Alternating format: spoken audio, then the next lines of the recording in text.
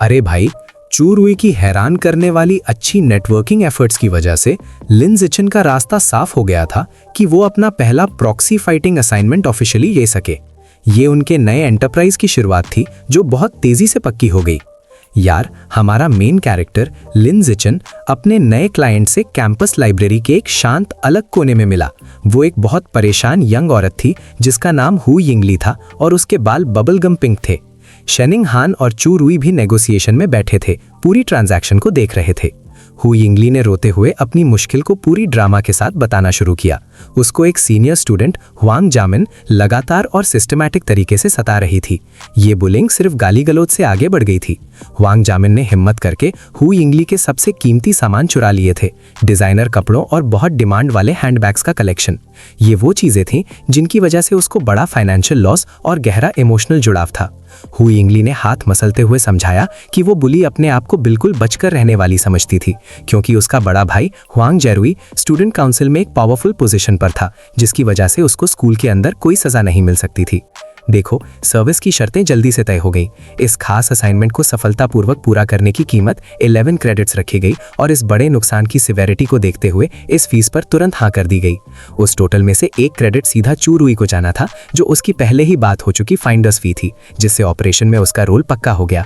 थोड़ी देर बाद he who यिंगली द्वारा दिए गए डिटेल डिस्क्रिप्शन पर एक्शन लेते हुए लिन जिचिन ने मेन एडमिनिस्ट्रेशन बिल्डिंग के बाहर उस बुली हुआंग जामिन का पता लगाया और उससे सामना किया। हुआंग जामिन ने तुरंत अपने हमेशा वाले डराने की टैक्टिक्स इस्तेमाल करने की कोशिश की। उसने गुस्से से छाती फुलाई और तुरंत अपने भाई का पावरफुल नाम इस्तेमाल किया, ये बिलीव करते हुए कि सिर्फ ये करने से ये सामना तुरंत खत्म हो जाएगा। लेकिन उसका पूरा घमंड तुरंत सच्चे कच्चे डर में बदल गया जब उसने अपने सामने खड़े यंग आदमी को सच में देखा और उसको पहचाना। लिन जिचिन, वो बदनाम नया किंग जिसके शॉकिंग राइज ने हाल ही में पूरे स्कूल हायरार्की को उसकी नींव तक हिला दिया था। उससे सामना करने की गंभीरता से उसकी सांस ही रुक गई। अरे भाई, सीन जल्दी से एक खाली स्टोरेज डॉर्म रूम की तंग जगह में बदल गया। हुआंग जामिन दीवार से लगी थी, बुरी तरह कांप रही थी। उसकी आंखें बड़ी और लाल थीं। वो लिन जिचिन से बहुत डर के साथ भीख मांग रही थी कि वो जवाबी हमला ना करे। खास तौर पर कह रही थी कि वो उसको एक उंगली भी ना लगाए और उसके चेहरे को कोई नुकसान ना पहुंचाए। लिन जिचिन उसके इस हिस्टेरिकल हाल पर बिल्कुल अनमूव्ड रहा और बस शेनिंग हान की तरफ देखा, जो उसके बगल में तैयार खड़ी थी। उसकी आवाज धीमी और भावनाहीन थी जब उसने उससे कहा कि अब ये उसकी बारी है कि वो डर से जमी हुई बुली वाली सिचुएशन को संभाल ले। शेनिंग हान के चेहरे पर एक क्रूर काली मुस्कान फैल गई। उसने अपना हाथ उठाया और जानबूझकर डराने वाली तेज आवाज के साथ अपनी उंगलियां चटकाईं और खतरनाक लहजे में कंफर्म किया कि वो असाइनमेंट को बिल्कुल अच्छे से समझ गई है। जैसे ही शेनिंग हान ने उस पर अपनी डराने वाली नजर जमाई, हुआंग जामिन ने रोने की तेज चीख मारी और इंसिस्ट किया कि उसको बिल्कुल भी जिस्म से नुकसान नहीं पहुंचाया जा सकता। उस बुली ने आखिरी डेस्परेट और पैथेटिक धमकी दी। उसके चेहरे से आंसू बह रहे थे। रोते हुए उसने कहा कि अगर उसके एक भी अच्छे से बनाए हुए बाल को नुकसान पहुंचा तो उसका भाई पक्का करेगा कि शेनिंग हान को ना सोचा हुआ अंजाम भुगतने पड़ेंगे। अचानक एक भारी गूंजने वाली आवाज ने इस टेंस्ड एटमॉस्फेयर की खामोशी तोड़ दी और जोर से पूछा कि किसकी हिम्मत हुई उसकी छोटी बहन पर हमला करने की। और तभी हुआंग जारुई दाखिल हुआ, जो कि फिजिकली भारी भरकम आदमी था और ऑफिशियली एक ऑर्डिनरी टियर 7 रैंकर था। उसके साथ में 2 बड़े स्टूडेंट काउंसिल के गुंडे थे जो उसकी बगलों में खड़े थे। हुआंग जामिन तुरंत अपने भाई की तरफ दौड़ी, उसके बाहों में गिर गई और वीप करने लगी। उसने तुरंत एक झूठी कहानी बनाई और रोते हुए क्लेम किया कि उसने कुछ गलत नहीं किया और लिन जिचिन बस उसे फिजूल में बुली करने आ गया था। हुआंग जारुई का चेहरा गुस्से से काला पड़ गया जब उसने अपना फोकस और गुस्सा सीधा लिन जिचिन पर किया। उस पर अक्यूज किया कि एमसी ने एक सीरियस और गलत लाइन क्रॉस कर दी है। लेकिन तुरंत लड़ाई बढ़ाने की बजाय हुआंग जारुई ने हैरत अंगेज तरीके से डी एस्केलेट करने की कोशिश की। हालांकि उसकी आवाज दबाए हुए गुस्से से कांप रही थी, उसने कहा कि वो इस इंसिडेंट को इस बार इग्नोर कर देंगे। लेकिन उसने लिन जिचिन को बहुत जोर से धमकी दी कि वो दोबारा उससे या उसकी बहन से पंगा ना ले। लिन जिचिन डर पैदा करने वाली चुप में ही रहा। उसका चेहरा भावहीन था और उसने किसी भी तरह की नेगोशिएशन या हाँ ना करने से इनकार कर दिया। यार, हुआंग जारुई के साथ आए उसके काउंसिल फ्रेंड्स अपने लीडर के अचानक से इतने सही तरीके से बात करने पर पूरे हैरान थे। उन्होंने एक दूसरे को देखा और अंदर ही अंदर ये कंक्लूड किया कि इसका सिर्फ एक ही रीजन हो सकता है कि उनका ये भारी भरकम दोस्त स्कूल के बदनाम नए किंग से बहुत डर गया है। उन्होंने अपनी निराशा जाहिर की, ये रियलाइज करते हुए कि वो तेज एंटिसिपेटेड फाइट शायद नहीं होने वाली थी, बिलीव करते हुए कि खतरा टल गया था। लेकिन उन्होंने सिचुएशन को बहुत गलत समझा। लिन जिचिन का कोई इरादा नहीं था कि वो बस यहाँ से चले जाएं, खास तौर पर धमकी मिलने के बाद तो बिल्कुल नहीं। सूखी बर्फ से भी ज्यादा ठंडे और अटल चेहरे के साथ एमसी ने शेनिंगहैन को एक ही सिंपल अटल ऑर्डर दिया, पीछे हटने का हर चांस खत्म करते हुए। Proceed with the beat down. शेनिंगहैन के चेहरे पर तय किया हुआ फोकस आ गया। उसने एक तेज पक्का समझ गई कहा और तुरंत डर से कांपती हुआंग जमीन पर हमला कर दिया। घबराकर हुआंग जमीन ने भागने की कोशिश की और अपने भाई को आने और उस हमला करने वाली से बचाने के लिए एक तेज चीख मारी। जैसे ही वो बुली भागने की कोशिश करने लगी, शेनिंगहैन के बाल नटाकिए ढंग से काले से चमकदार ब्राइट ब्लू ह्यू में बदल गए और उसका पूरा शरीर एक पावरफुल उभरते हुए वाटरी ऑरा में घिर गया। ये अचानक तेज मैनिफेस्टेशन उसकी स्पेशलाइज्ड पावर के तुरंत एक्टिवेशन का सिग्नल था। अपनी खास एबिलिटी का इस्तेमाल करते हुए शेनिंगहैन ने हुआंग जमीन को उसी जगह पर ही जमा दिया जहां वो खड़ी थी। वो बुली बीच चाल में ही पकड़ी गई, ना दिखने वाली ठंडी फोर्स के केज के अंदर पूरी तरह इमोबिलाइज्ड और बुरी तरह कांप रही थी। अपनी बहन को तुरंत बेचारी बना हुआ देखकर गुस्से में हुआंग जरूई चीखा कि लिंजी चिन और उसकी एसोसिएट मौत चाहते हैं और उसने शेनिंगहैन के बीच में आने के इरादे से जल्दबाजी में उस पर सीधा हमला कर दिया। इससे पहले कि वो स्टूडेंट काउंसिल मेंबर मारने की दूरी तक भी पहुंच पाता, लिंजी चिन ने शुद्धा पावर की एक जबरदस्त ना दिखने वाली लहर छोड़ दी। उसकी शक्ति इतनी ज्यादा थी कि उसके आसपास का कंक्रीट फ्लोर तुरंत उस दबाव के नीचे चटक गई और टेढ़ी हो गई, जबकि उसने एक मसल भी नहीं हिलाई थी। ये भयंकर दबाने वाला बायो प्रेशर हुआंग जरूई और उसके दो नौकरों से टकराया और उनकी इस लापरवाह आगे बढ़ने की कोशिश को तुरंत और हिंसा से रोक दिया। वो पूरी तरह पैरालाइज हो गए और इस सेंसेशन से उनको बहुत बड़ा शॉक लगा। हुआंग जरूई का दिमाग पूरे डर में घूम गया। वो मन में ये क्वेश्चन कर रहा था कि लिन जिचिन के पब्लिकली पता स्टेटस के हिसाब से ये फोर्स बिल्कुल अशोभाजनक थी, तो क्या वो किसी बहुत हाई लेवल बीइंग का सामना कर रहा है। उस भयंकर ज्यादा फोर्स ने उन तीनों काउंसिल स्टूडेंट्स को कठोर जमीन पर जोर से पटक दिया और उनको उस विशाल दबाने वाले वजन के नीचे अच्छे से जकड़ लिया, जिससे वो विरोध करने में पूरी तरह इनकेपेबल हो गए। हुआंग जारुई ने डेस्परेट होकर यह कंक्लूड किया कि लिन जिचिन के पास पक्का कोई पावरफुल मास्टर छुपा हुआ है जो उसको सपोर्ट कर रहा है, तभी उसके पास इतनी डरावनी जबरदस्त ताकत है। हुआंग जारुई और उसके पथेटिक दोस्त ना दिखने वाली शक्ति से जमीन पर जकड़े हुए और पूरी तरह हारे हुए थे। और तब शेनिंगहान हवा में ऊंचा उछल गई। अरे भाई, उसने हुआंग जमीन को एकदम निश्चय के साथ खत्म कर दिया। उसने तेज रफ्तार वाली किक दी, सीधा उसके पेट पर लगी और वो जमीन पर बुरी तरह गिर गई। पूरी तरह से हार चुकी थी और खत्म हो चुकी थी। थोड़े वक्त बाद स्टूडेंट काउंसिल ऑफिस के अंदर चोट खाए और हिले हुए हुआंग जारुई काउंसिल प्रेसिडेंट जो होंग को इस बुरी घटना की रिपोर्ट दे रहे थे। यार, उन्होंने समझाया, उनकी आवाज अभी भी डर से फटी हुई थी, कि सभी लोगों ने एक बेहद जबरदस्त पैरालाइजिंग बायो प्रेशर महसूस किया था। उनको विश्वास था कि यह जरूर किसी छुपे हुए हाई लेवल के एक्सपर्ट से आया होगा। उन्होंने फिर से यही निष्कर्ष निकाला कि लिन जिचिन इतने घमंड से इसीलिए काम कर पा रहा है क्योंकि उसके पीछे ये शक्तिशाली अनजान सहारा है जो उसको बचा रहा है। देखो, इस तेजी से दी गई रिपोर्ट को ध्यान से और सब्र से सुनने के बाद जो होंग, जो अपनी ठंडी सोच के लिए जाना जाता था, उसने अपने काउंसिल मेंबर्स को सख्ती से सलाह दी कि क्योंकि उन्हें बिल्कुल नहीं पता कि यह शक्तिशाली सहारा कौन है, तो सबसे समझदारी और स्ट्रेटेजिक कदम यही है कि आने वाले वक्त में लिन जिची से पूरी तरह बचा जाए और दूर से उसके कामों को देखा जाए। उसने आगे ये भी हिदायत दी कि अगर सामना करना जरूरी हो जाए अपनी इज्जत बचाने के लिए, तो वो सिर्फ जुबानी चेतावनी, वर्बल वार्निंग ही दे सकते हैं और उन्हें किसी भी तरह की शारीरिक या पावर बेस्ड लड़ाई से सख्ती से बचना होगा। एक पूरे अलग रोशनी वाले एडमिनिस्ट्रेटिव ऑफिस में डीन मार्क गुस्से में तेज आवाज में मो दोंगजी से शिकायत कर रहे थे कि पूरा कैंपस धंग तेजी से टोटल गड़बड़ी, केओस की तरफ बढ़ रहा है। उन्होंने इस बड़ी गड़बड़ी का सारा दोष सीधे लिन जिचिन के नए शुरू किए हुए प्रॉक्सी फाइटिंग बिजनेस पर डाल दिया और सीधे मो दोंगजी से पूछा कि क्या ये पूरा रेडिकल आइडिया उन्होंने ही बनवाया था। उसने शांति से जवाब दिया कि नहीं, ये गड़बड़ी वाली योजना उनकी सीधी डिजाइन बिल्कुल नहीं थी। लेकिन उसने हल्के से मुस्कुराते हुए कहा कि उनको असल में लिन जिचिन की ये हाल की तेजी से बदलती हरकतें काफी अच्छी लग रही हैं, यहां तक कि जरूरी भी लग रही हैं। मो दोंगजी ने समझाया कि उनका मानना है कि स्टूडेंट काउंसिल ने काफी वक्त से दूसरे स्टूडेंट्स की ग्रोथ को बेरहमी से दबा रखा था और रोक रखा था, जिसकी वजह से स्कूल की असली विकास और तरक्की होने की क्षमता को सच में नुकसान हो रहा था। जैसे ही गुस्से में भरे डीन मार्क गुस्से से कांपने लगे, मो दोंगजी ने मजबूती से कहा कि अब वो वक्त आ चुका है कि इस रुके हुए दबाव वाले माहौल को निश्चय के साथ तोड़ा जाए और ठीक किया जाए। इसी बीच शंघाई सिटी के नीचे, जो 20,000 मीटर्स गहरा था और अनजान था, लॉर्ड रैट गॉड, सावधान डिवाइन एनवॉय और विशाल शांतहरा मॉन्स्टर सब एक बड़े धड़कते हुए जमुनी डायमेंशनल रिफ्ट के सामने जमा थे जो अस्थिर एनर्जी के साथ चमक रहा था। डिवाइन एनवॉय, जिसके हाथ में एक रहस्यमयी ऑब्सिडियन स्टाफ था, उसने गंभीर संतुष्टि के साथ घोषणा की कि सोर्स साइट नंबर 36 तक जाने वाला बायोलॉजिकल रास्ता अब पूरी तरह से स्टेबलाइज और सिक्योर हो चुका है, भले ही थोड़े वक्त के लिए। उसने नाटकीयता से घोषणा की कि वो आखिरकार इस खतरनाक एबरेंट बीस्ट्स को उस पोर्टल के दूसरी तरफ से लाने का जरूरी प्रोसेस शुरू कर सकते हैं। लेकिन उसने गंभीर लहजे में साफ किया कि फिलहाल वो सिर्फ हाई लेवल टियर से नीचे के क्रीचर्स को ही ला सकते हैं। ये नया खुला हुआ डायमेंशनल पैसेज अभी पूरी तरह से मजबूत नहीं हुआ था और हाई टियर से ज्यादा शक्तिशाली किसी भी चीज को लाने की कोशिश करने से इस रिफ्ट का तुरंत भयानक कोलैप्स हो जाता, जिससे ये हमेशा के लिए बंद हो सकता था। डिवाइन एनवॉय ने अपना रहस्यमयी स्टाफ पकड़ा और दूसरों को तुरंत चेताया कि वो पूरा फोकस रखें, क्योंकि ये वक्त बेहद नाजुक था। जैसे ही मास ट्रांसपोर्टेशन शुरू होने वाला था, डिवाइन एनवॉय ने एक मुश्किल गुप्त आर्केन रिचुअल शुरू किया।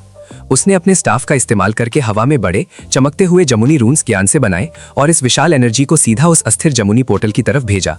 उसने अपनी खुद की विशाल पावर को चैनल किया और एक प्राचीन आदेश जोर से चिल्लाया कि पोर्टल पूरी तरह से खुल जाए, जिसके कारण रिफ्ट में तेज उछाल आया और वो गहरे जमुनी एनर्जी से चटकने लगा। नए बड़े हुए पोर्टल के गहराई से डरावने क्रीचर्स की एक पूरी भयानक भीड़ उस जमीन के नीचे की गुफा में बाहर निकलने लगी।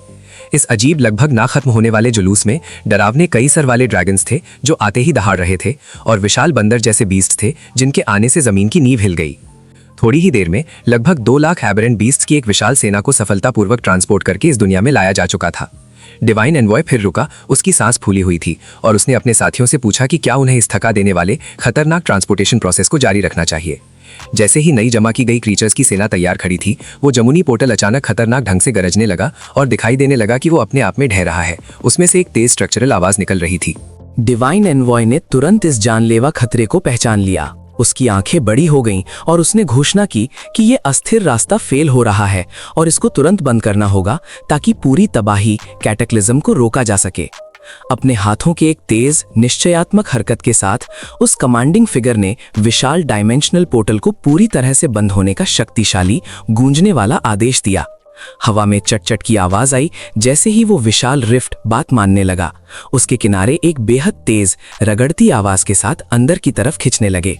अरे कसम से, अचानक ठीक जब वो खुला हुआ शून्य बंद होने ही वाला था, एक विशाल भयानक पंजे वाला हाथ उस सिकुड़ती हुई दीवार को तोड़कर बाहर निकला। उस मॉन्स्ट्रस हाथ ने डायमेंशनल फैब्रिक को बर्बरता से फिर से पूरी तरह खोल दिया। एक डरावनी फटने वाली आवाज आई जिसने divine envoy, Lord rat God और उस विशाल हरे मॉन्स्टर को पूरी तरह चुप करा दिया। लॉर्ड रैट गॉड और विशाल हरा मॉन्स्टर तुरंत डिवाइन एनवॉय की तरफ पलटे। उनकी आवाजें घबराहट भरी तेजी से भरी थीं। वो मांग रहे थे कि अब ये कैसी भयानक कैटास्ट्रोफिक घटना हो रही है। जैसे ही एक फिगर उस तेज खुले हुए छेद से शानदार ढंग से बाहर निकलने लगा, सफेद बालों से बनी एक दमकती सिलुएट डिवाइन एनवॉय का चेहरा सख्त हो गया। उसकी आवाज एक गंभीर धीमे लहजे में आई जब उसने वहां मौजूद सभी को आदेश दिया कि उन्हें तुरंत एक घमासान, अनप्रिडिक्टेबल और शायद विनाशकारी लड़ाई के लिए तैयार हो जाना चाहिए। उस बुरी तरह से खुले हुए पोर्टल के बीच से एक सांस रोक देने वाली औरत, खतरनाक सुंदरता की प्रतिमा, शांति से नीचे उतरी, जमीन पर बिना कोई आवाज किए उतर गई। उसकी खास विशेषताओं से उसे तुरंत पहचाना गया।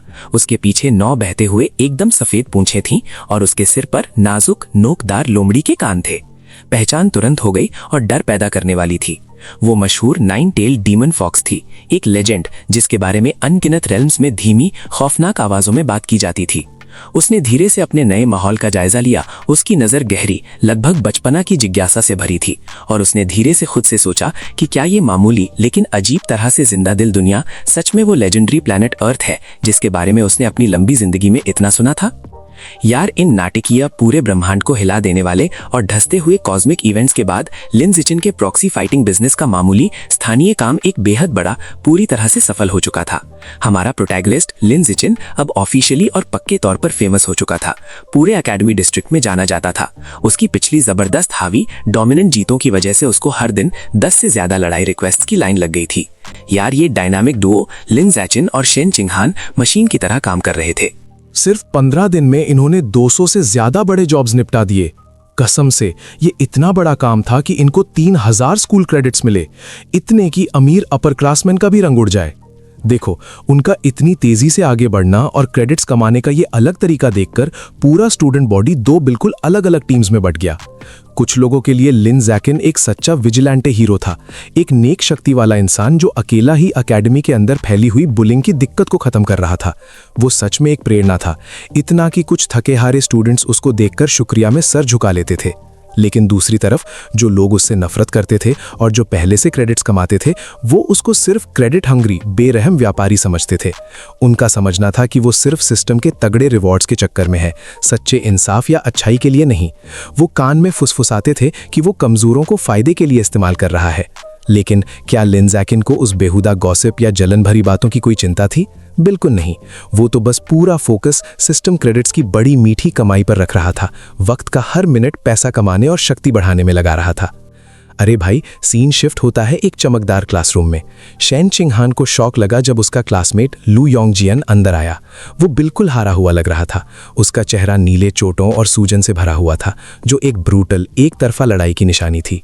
मी वेई, जो वहां मौजूद थी और बहुत हमदर्दी दिखा रही थी, उसने दुखी होकर पूरी बात समझाई। लू योंगजियन ने नई गलती कर दी थी कि उसने खुद की क्रेडिट कमाने की सर्विस शुरू करने की कोशिश की, और स्टूडेंट काउंसिल इन्फोर्सर्स के तेज बेरहम लोहे के मुक्के ने उसको बुरी तरह बिल्कुल खत्म कर दिया था। उन्होंने उसको सबक सिखाया था। लू योंगजियन गुस्से में था। उसने अपना घायल मुट्ठी इतनी जोर से भींच ली कि उसकी उंगलियों की हड्डियां चटक गईं। उसने कसम खाई, कांपते हुए, कि वो अपना बदला जरूर लेगा जब वो अपने कमजोर रैंक से आगे निकल जाएगा और उनके कंट्रोल से ऊपर लेवल अप कर लेगा। मी वेई ने उसके गुस्से को शांत करने की कोशिश की, उसको अक्लमंदी से याद दिलाया कि जिन स्टूडेंट काउंसिल मेंबर्स को उसने छेड़ा था वो बहुत ही शक्तिशाली थे।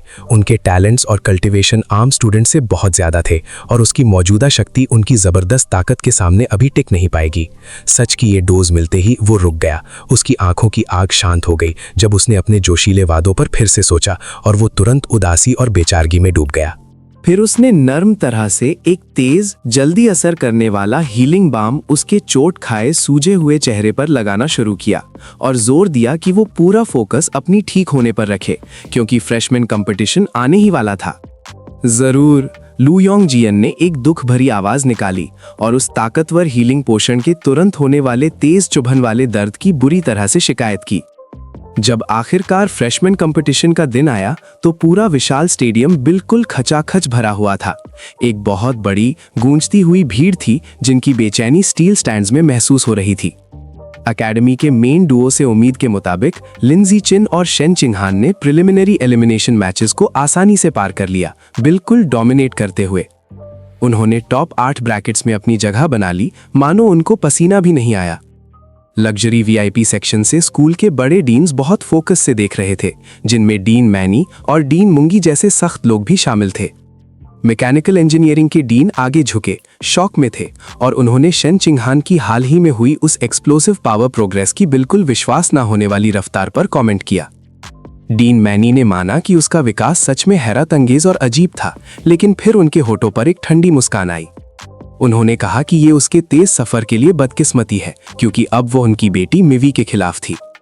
उनको पूरा भरोसा था कि मिवी सेमीफाइनल से बहुत पहले ही शेन चिंगहान को रोक देगी। नीचे चमकदार रोशन अरीना में शेन चिंगहान और मिवी के बीच वो बहुत ज्यादा इंतजार किया जाने वाला टक्कर एक इलेक्ट्रिक शक्ति के साथ शुरू हो गया। दोनों कंपेटिटर्स ने जरा भी वक्त खराब नहीं किया, तुरंत अपनी यूनिक ट्रांसफॉर्मेशन एबिलिटीज एक्टिवेट कर दी। मिवी ने तुरंत भयानक फीलाइन कैट ईयर्स दिखाए, उसकी मसल्स तन गई और उसकी उंगलियों से तेज क्लॉज खतरनाक तरह से निकल आए, जो क्लोज क्वार्टर्स असॉल्ट के लिए तैयार थे। उसी वक्त शेन चिंगहान अचानक एक चमकदार शक्तिशाली अज्योर की ऑरा में घिर गई, जो अदृश्य जबरदस्त लेटेंट एनर्जी के साथ धड़क रहा था। मिवी एक दौड़ती हुई बुलेट की तरह आगे बढ़ी। उसकी रफ्तार बहुत तेज थी, जो उसके दुश्मन को तुरंत दबोचने के लिए थी। लेकिन शेन चिंगहान जरा भी नहीं हिली। उसने बस उस दौड़ती हुई फिगर की तरफ अपना हाथ बढ़ाया और अपनी डर भरी मास्टरी लेवल एबिलिटी छोड़ दी, एक दुश्मन के इंट्रिंसिक की और खून के बहाव पर पूरा कंट्रोल। यार, बीच चार्ज में ही मिवी बुरी तरह से जम गई, अकड़ गई। उसका पूरा शरीर कांपने और हिलने लगा। उसका खुद का लाइफ फोर्स उसके हुक्म के खिलाफ हो गया था। वो पूरी तरह से घबरा गई थी जब उसने महसूस किया कि उसकी खुद की इंट्रिंसिक एनर्जी एक घुसपैठ करने वाली अदृश्य एक्सटर्नल फोर्स से बुरी तरह से उलट-पुलट हो गई है। वो बिल्कुल डर में ऊपर देखी। डर साफ महसूस हो रहा था, क्योंकि उसको समझ ही नहीं आ रहा था कि शेन चिंगहान इस अंधेरी जबरदस्त शक्ति को कैसे चला रही है। इस बड़े ओपनिंग का फायदा उठाते हुए शेन चिंगहान ने तुरंत एक फैसलाकुन तगड़ा लात मिवी की खुली हुई कमर पर मारा और उसको बैटलफील्ड के पार भेज दिया। एक शॉकिंग, तुरंत 1 हिट नॉकआउट। ये बड़ा अपसेट होते देखकर डीन माँ तुरंत अपनी आरामदायक कुर्सी से उछल पड़े। उनका चेहरा पूरे शौक और गुस्से का नकाब था और वो भीड़ के शोर में अपनी हारी हुई बेटी का नाम चिल्ला रहे थे। एक और डीन, लियू चुअनवू, सोच में डूबे हुए जोर से बोले। उनकी समझ में नहीं आ रहा था कि ये दो बचपन के दोस्त जो बिल्कुल आम, बिना किसी खास बैकग्राउंड के थे, इतने कम वक्त में इतनी असाधारण भयानक शक्ति और लड़ने की स्किल कैसे पा सके। वापस रिंग में शेन चिंगहान बहुत खुश और थ्रिल्ड थी। उसको मुश्किल से यकीन हो रहा था कि उसने इतनी कारगर, डोमिनेटिंग आसानी से उस शक्तिशाली और बड़े रैंक्ड मेवी को हरा दिया है। बस 10 छोटे तेजी से गुजरे मिनट बाद सेमीफाइनल्स शुरू हो गए, जिसमें वो टक्कर थी जिसका स्टेडियम में सब इंतजार कर रहे थे। लिन जिचिन और शेन चिंगहान के बीच दोस्ती वाली राइवलरी मैच। एमसी के सामने खड़े होकर शेन चिंगहान ने बताया कि ये पहली बार था कि ये दो मजबूत दोस्त इतने बड़े स्टेज पर एक दूसरे के खिलाफ कंपेटिटिवली लड़ रहे थे। लिन जिचिन ने शांति से हाँ में सिर हिलाया और दोनों प्रोडिजीज ने तुरंत अपनी लड़ने की स्टांसेस ले लीं, इस जरूरी लेकिन सिखाने वाले टक्कर के लिए तैयार होते हुए। शेन चिंगहान ने उसकी कमर पर निशाना लगाते हुए एक तेज, ताकतवर लात से हमला शुरू किया, जिसे लिन जिचिन ने बिल्कुल बेकार, मानो बोरिंग आसानी से बीच में रोककर ब्लॉक कर दिया। स्ट्राइक को ब्लॉक करते वक्त उसने आराम से उसकी फॉर्म पर क्रिटिक किया, समझाया कि उसको उस लात की जगह एक तगड़ा सीधा मुक्का मारना चाहिए था क्योंकि एंगल बिल्कुल गलत था। उसने तुरंत सुधारा हुआ मुक्का मारा, जिसे उसने आसानी से बचाते हुए डॉज किया और उसी वक्त ये भी बताया कि उसका अटैकिंग एंगल बेहतर होने के बावजूद अभी भी उसके गले के खिलाफ काउंटर स्ट्राइक के लिए एक बड़ा, जानलेवा ओपनिंग छोड़ रहा है। पूरा मैच एक भयानक, कंपेटिटिव लड़ाई की तरह कम और एक बड़े स्टेक्स वाले सबके सामने की ट्रेनिंग सेशन की तरह ज्यादा हुआ। लिन जिचिन आसानी से उसके सबसे तगड़े हमलों को बेअसर कर रहा था और हर डिफ्लेक्शन के साथ उसकी फॉर्म और टेक्निक को ध्यान से सिखाता जा रहा था। यार स्टैंड से सब लोग जेलस थे, चिल्ला रहे थे कि शेन चिंगहान कितनी लकी है कि उसको ऐसा पार्टनर मिला जो इतना इंटीमेटली उसके साथ लड़ रहा है और लड़ाई के जोर में उसकी कमजोरियों को इतनी बारीकी से समझा रहा है। थोड़े ही वक्त में शेन चिंगहान, जो दिखने में थक चुकी थी, उसने टॉवल फेंक दिया। इज्जत से ये मान लिया कि ओपीएमसी की ओवरवेलमिंग पावर उसके लिए बहुत ज्यादा थी। वो उससे नहीं जीत सकती थी, चाहे उसने नई टेक्निक्स यूज किए हों। और बस लिन जिचिन को सेमीफाइनल मैच का अनडिनाएबल विनर घोषित कर दिया गया। वो आसानी से फाइनल राउंड में चला गया। अब फाइनल राउंड सेट था, जिसमें हमारा रेनिंग, हमेशा जीतने वाला एमसी फॉर्मिडेबल और डिटरमिन्ड फाइटर लियो यू से टकराने वाला था। अरे भाई, फाइनल बाउट शुरू होने की बेल बजने से पहले ही लियो यू ने बड़े अरीना के पार से सीधे लिन जिचिन को आवाज लगाई। उसने हम्बली ये माना कि पहले के परफॉर्मेंस के हिसाब से वो शेयर पावर में कम पड़ेगा, लेकिन उसने एमसी को गुस्से से वार्न किया कि वो बिना तगड़ी लड़ाई के हरगिज हार नहीं मानेगा। उसने अपनी एब्सोल्यूट मैक्सिमम लेटेंट पावर निकालने का वादा किया। एक अचानक एक्सप्लोसिव बर्स्ट में रॉ एनर्जी के साथ लियो यू तुरंत एक बहुत बड़े, इंटेंसली मस्कुलर बंदर जैसे बीस्ट में बदल गया। उसका साइज तुरंत डबल हो गया। उसके भारी होने से जमीन कांप गई। लेकिन इस मॉन्स्ट्रस रेजिंग ट्रांसफॉर्मेशन के सामने लिन जिचिन ने जरा भी हिचकिचाहट नहीं दिखाई। वो सीधे आगे बढ़ा और उसने एक इनक्रेडिबली फोकस्ड आर्म सा किक मारा। पूरा स्टेडियम एब्सोल्यूट पैंडेमोनियम में फट गया। सब एमसी के इनसेन ओवरवेलमिंग पावर लेवल पर हैरान थे, क्योंकि उसने एक और perfect, dominating one hit knockout जीत हासिल कर ली। उस मार की शुद्ध एक्सप्लोसिव फोर्स से वो बड़ा हारा हुआ लियो यू ट्रांसफॉर्मेशन रिंग बाउंड्री से पूरा बाहर उड़ गया और नीचे की रिटेनिंग वॉल से बुरी तरह टकराया। कसम से लिन जिचिन को बिना किसी सवाल के फ्रेशमैन कंपटीशन का ओवरवेलमिंग और अनडिफीटेड चैंपियन घोषित कर दिया गया। इस ब्रेथ टेकिंग और डिसाइसिव फिनाले के बाद डीन मो डुंगजी पोडियम पर आए। उनकी आवाज स्पीकर सिस्टम पर गूंज रही थी, इस बड़े रिकॉर्ड ब्रेकिंग टूर्नामेंट को ऑफिशियली खत्म करने के लिए। मुंगजी ने हाथ के इशारे से ऑडियंस को शांत किया। धीरे बोलने वाली भीड़ चुप हो गई। उसने टॉप 8 कंपेटिटर्स के लिए जेनरस क्रेडिट बोनसेस की खबर कंफर्म की, जिसका सबको इंतजार था। लेकिन उसने ड्रामेटिक इफेक्ट के लिए पॉज लिया और फिर असली धमाका किया। सबसे हाई रैंकिंग 5 फिनिशर्स जो टूर्नामेंट के एब्सोल्यूट एलीट थे, उन्हें एक exclusive high level winter training camp का इनविटेशन मिलेगा। ये तो सिर्फ फाइनेंशियल क्रेडिट से भी ऊपर का रिवॉर्ड था। देखो, इस रेवलेशन से क्वालिफायर्स के चेहरों पर साफ शौक दिखा। लिन जिचिन, शेन चिंगहान, लाय मोयू और मे वेई ने तुरंत आंखों से इशारे किए। वो इस मौके की मैग्नीट्यूड समझ गए थे। यहाँ तक कि लू योंगजियान, जो अपनी शुरू की जीत स्ट्रेटेजिकली जमा करके टॉप 5 में आया था, उसने भी कुछ देर के लिए अपना घमंडी चेहरा छोड़ा। उसके चेहरे पर असली सरप्राइज दिखा। उनको तुरंत समझ आ गया कि ये सिर्फ एक सप्लीमेंटल प्राइज नहीं था, बल्कि पावर ट्रेनिंग के एक हायर एशेलॉन में जाने का एक्सप्रेस टिकट था। फिर मोंगजी ने इस मौके के बारे में और बताया। उनकी आवाज एकदम सीरियस, जैसे किसी की इज्जत करते हैं, वैसी हो गई। ये एलीट कल्टीवेशन कैंप नानजियांग प्रोविंस के अंदर गहराई में बने माइटी मिलिट्री हेडक्वार्टर्स की सुरक्षित दीवारों के अंदर होगा। वो रीजन जिसको critically important source site number 36 की थकने वाली लगातार गार्ड करने का काम दिया गया है। उसने जोर दिया कि ये खास साइट अपनी इंस्टेबिलिटी और हाई सिक्योरिटी रिक्वायरमेंट्स के लिए जानी जाती है, इसीलिए ये ट्रेनिंग लोकेशन अनप्रेसिडेंटेड थी। टाइमलाइन बहुत स्ट्रिक्ट थी। कैंप ठीक 10 दिन बाद शुरू होने वाला था और इस ऑपरेशन की सीक्रेसी और ज़रूरत को हाईलाइट करने के लिए मोंगजी ने घोषणा की कि वो खुद जो टूर्नामेंट कमिश्नर हैं वो सिलेक्ट ग्रुप को उस हेविली सिक्योर्ड फैसिलिटी तक पर्सनली ले जाएंगी, ये इंश्योर करते हुए कि उनका सफ़र तेज़ और एब्सोल्युटली कॉन्फिडेंशियल हो। लिन जिचिन तुरंत गहरी सोच में चला गया। उसकी बाहरी शांति के पीछे उसका दिमाग तेजी से काम कर रहा था। वो सिर्फ ट्रेनिंग बेनिफिट्स के बारे में नहीं सोच रहा था, वो इसके बड़े जियोपॉलिटिकल और कल्टीवेशन इंप्लीकेशंस को एनालाइज कर रहा था। एक मिलिट्री बेस जो पूरी तरह से एक हाई वैल्यू सोर्स साइट की रक्षा के लिए बना हो, वो क्लासिफाइड इन्फॉर्मेशन और स्पेशलाइज रिसोर्सेज तक पहुंचने का एक अनप्रेसिडेंटेड एक्सेस पॉइंट था, जो स्टैंडर्ड कल्टीवेशन एकेडमी में नहीं मिलता। ये एक मौका था जिसको वो हरगिज बर्बाद नहीं कर सकता था। उसी वक्त बड़े शहरी इलाके के बहुत ऊपर एक चमकते स्काईस्क्रेपर रूफटॉप पर लटके हुए एक बहुत ही अलग बातचीत चल रही थी। हवा में इथीरियल पावर की गूंज थी, क्योंकि लेजेंडरी 9 टेल डीमन फॉक्स, जिसकी सिलुएट अंधेरे आसमान के सामने दिख रही थी, वो इम्पेकेबली ड्रेस्ड डिवाइन एनवॉय के साथ एक बहुत ही सीक्रेटिव धीमी आवाज में बात कर रही थी। डीमन फॉक्स थोड़ा करीब झुकी, उसकी आंखों में कैलकुलेटिंग ग्लिंट थी। उसने आराम से कहा कि तुम्हारे प्लांट गॉड कल्ट का मैसिव स्कोप और पूरी अर्थ पर इतना गहरा रीच देखते हुए ये बिल्कुल पक्का है कि तुम्हारे पास इस रीजन में फिलहाल जितने भी सबसे फिजिकली अट्रैक्टिव, पावरफुल और प्रॉमिसिंग यंग मैन हैं, उनकी कॉम्प्रिहेंसिव सेंट्रलाइज्ड डेटा फाइल जरूर होंगी। फिर अकड़ वाली ब्रेजन कॉन्फिडेंस के साथ उसने ज्यादा प्लेजेंट्रीज छोड़े और डायमेंशंस क्रॉस करके अर्थ आने का अपना असली शॉकिंग मेन ऑब्जेक्टिव बता दिया। वो यहाँ अपने बराबर खड़ा होने वाला एक परफेक्ट, सुप्रीमली पावरफुल पार्टनर ढूंढने आई थी, एक ऐसा मेट जो डीमन फॉक्स लिनियज के लायक हो। डिवाइन एनवॉय ने तुरंत जवाब दिया। उसका बर्ताव एब्सोल्यूट डेफरेंशियल रिस्पेक्ट में बदल गया। उसने तुरंत उसकी शक को कंफर्म किया। उसको आइडियल यंग मैन पता था जो उसके क्राइटेरिया पर फिट होता था। उसने उस कैंडिडेट की डिटेल्स बताई, ये बताते हुए कि ये इंडिविजुअल सिर्फ बहुत हैंडसम और अपीलिंग नहीं था, बल्कि उसके अंदर एक फ्राइटनिंगली पावरफुल और जेनेटिकली सुपीरियर फिजिकल फिजिक भी थी, रिमार्केबल पोटेंशियल का एक वेसल। बिना हिचकिचाहट के डिवाइन एनवॉय ने एक स्लीक हाई एंड फोन निकाला। एक सोच समझकर थोड़े डरावने इशारे के साथ उसने स्क्रीन ऑन की और एक क्रिस्प हाई रेजोल्यूशन फोटो दिखाई। जो चेहरा उस लेजेंडरी एंटिटी को देख रहा था वो पहचानने में कोई गलती नहीं हो सकती थी। वो अकेडमी टूर्नामेंट का उभरता स्टार लिन जिचिन था। 9 टेल डीमन फॉक्स के चेहरे पर एक धीमी, बहुत ही सिडक्टिव मुस्कान आई। उसने उसकी खूबसूरत चीजों को एक शिकारी जैसा रूप दे दिया जब वो उस यंग कल्टिवेटर की तस्वीर को देख रही थी। उसका इंटरेस्ट पूरा पकड़ में आ गया। उसने अपनी आवाज को रेशम जैसा अथॉरिटेटिव डिमांड में नीचा किया। डिवाइन एनवॉय को तुरंत लिन जिचिन के बारे में हर एक छोटी से छोटी स्पेसिफिक डिटेल देने का इंस्ट्रक्शन दिया। उसकी ताकत, उसकी कमजोरियां और उसका पूरा इतिहास।